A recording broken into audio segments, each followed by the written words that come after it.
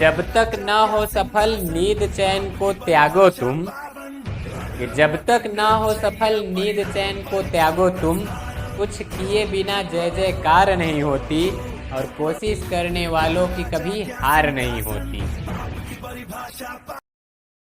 जय हिंद साथियों, उम्मीद है आप सभी एकदम बेहतरीन होंगे। तो आज हम देखते हैं मधुमक्खी में लिंग निर्धारण। क्या देखते हैं? मधुमक्खी में लिंग निर्धारण। तो मधुमक्खियों में कैसे पता चलता है कि कौन नर मधुमक्खी है, कौन मादा मधुमक्खी है, इसका पता चलिए लगाते हैं। तो देखिए, आप लोग जरा कमेंट में बताइए मधुमक्खी का वैज्ञानिक नाम क्या होता है। तो इसको कमेंट करके सब लोग जल्दी से बताइए। और अगर आप पीडीएफ चाहते हैं किसी चैप्टर का, तो ये नंबर दिया गया है, इस पर आप संपर्क कर सकते हैं। ठीक, बाकी कोई भी दिक्कत परेशानी हो इसी नंबर पर आप लोग संपर्क कर लीजिएगा। तो चलिए स्टार्ट करते हैं क्लास को। देखिए, ये जो मधुमक्खी है, ये मधुमक्खी 3 तरह की होती हैं। कितनी तरह की? 3। एक तो रहती है रानी, दूसरी रहती है श्रमिक, और तीसरी रहती है ड्रोन। ठीक, देखिए, इसको अंग्रेजी में क्वीन कहेंगे, वर्कर कहेंगे, और ये ड्रोन का ड्रोन ही रहेगा। अब ये जो रानी है, ये मादा है। ठीक, और ये भी क्या है? मादा है। ये आपका टूयन है, द्विगुणित, और ये भी है टूयन, और ये मनई है यानी नर, और ये क्या है? यन यानी अगुणित। ये सब द्विगुणित और ये अगुणित। अब ये जो है फर्टाइल है। फर्टाइल मतलब दूसरे से निषेचन उसेचन करेगी। ये इनफर्टाइल है, मतलब कि ये सेक्स करके बच्ची पैदा नहीं कर पाएगी।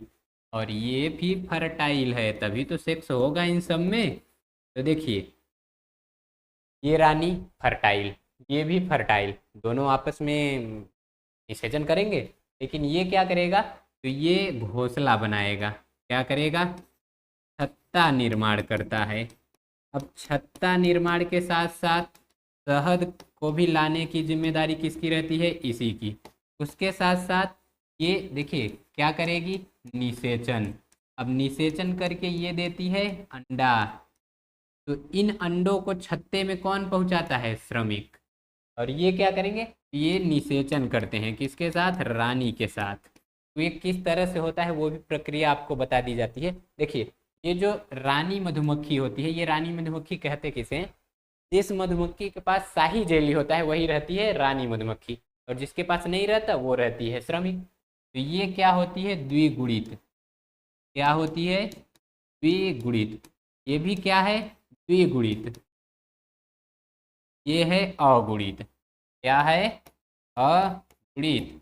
मतलब डिप्लॉयड, डिप्लॉयड, और ये हैप्लॉयड। ये नपुंसक है, बाकी ये सब निषेचन करेंगे, लेकिन ये नपुंसक है। तो चलिए देखिए, इसमें प्रक्रिया क्या होती है। जब भी रानी को निषेचन करना रहेगा, रानी और ये राजा, इसका बनता है कुछ टाइम के लिए ड्रोन। बहुत से ड्रोन रहेंगे और एक छत्ता में एक ही रानी रहती है। जब भी इसका मन निषेचन करने के लिए करेगा तो ये हवा में उड़ेगी, उड़ान भरेगी, इन सबको कहेगी कम कम फॉलो मी। ये सब पीछे जाएंगे। अब ये उड़ती उड़ती उड़ती उड़ती आसमान में जाएगी, ये भी जाते रहेंगे।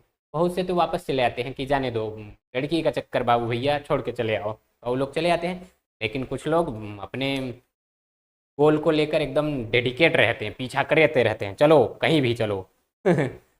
तो रानी जैसे ऊपर जाती है तो एक ड्रोन जो लास्ट में बचा रहता है, रानी सेचन उसेचन करके आ जाएंगे। अब ये रानी आदेश दे देगी छत्ते में, इसको कोई खाना पानी नहीं देगा बेचारा। उसके साथ एक तो निषेचन करके बेचारी को प्रेग्नेंट किया और ये ब्रेकअप कर दी।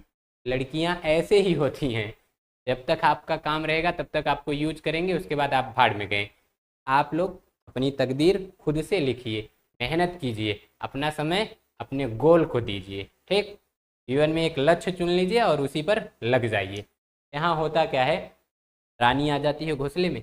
ये लगभग 1 घंटे में, 1 आवर में कितने अंडे दे देती है? 2000 अंडे तक दे देती है। अब इन्हीं अंडे को छत्ते में पहुंचाने का काम किन का रहेगा? इन सब का रहेगा। ठीक, तो ये छत्ते उत्ते जो होते हैं थोड़ा बहुत दिखा देते हैं आपको। देखिए, यही है क्या? क्वीन, रानी यही है। तो इसमें देखेंगे तो ये आकार इसका जो सबसे हाईवी रहेगा, सबसे बड़ी जो रहेगी क्या रहेगी? रानी का पंखवा आधे शरीरिया तक रहेगा। और जो ड्रोन है वो इन सब का देखो सबसे छोटा वर्कर रहती है और उसके बाद मीडियम में रहेगा ड्रोन। ड्रोन का पंखा सबसे बड़ा होता है, उसके शरीर के पीछे तक पंखा गया ड्रोन, शरीर के आधे तक पंखा है लेकिन हैवी है रानी। और ये देखिए लगभग शरीर के लास्ट भाग के थोड़ा पहले तक पंखा रहेगा और छोटी आकार की रहेगी तो वो वर्कर है। ठीक, अब इनका छत्ता वत्ता देख लेते हैं। तो देखिए ये जो मधुमक्खी है ये वर्कर कौन है, वर्कर। तो यही जाती है फूलों के पास, उनका रस चूस चूस कर लाती है और शहद छत्ते में ले जाके रख देगी। देखिए सब छत्ते एकदम मस्त शहद से भर जाते हैं। इसी तरह ये हमेशा लगाए रहेंगे। तो आप लोग जाते हैं शहद निकाल लेते हैं, छत्ता एकदम सूखा जाता है, खाली खाली हो जाता है। अब जितना भी अंडा देगी रानी सब श्रमिक को कह देगी एक एक सभी खाने में पहुंचा दो। ये फिगर है। चलिए हम लोग फिलहाल अपने टॉपिक पर आते हैं। तो हेडिंग है मधुमक्खी में लिंग निर्धारण यानी सेक्स डिटर्मिनेशन इन हनी बीज। तो यहाँ देखिए जो नर है ये नर क्या रहता है, ड्रोन। ये क्या होता है, अगुणित यानी कि ये है यन। इसमें गुणसूत्र कितने हैं, 16, यही पहचान है।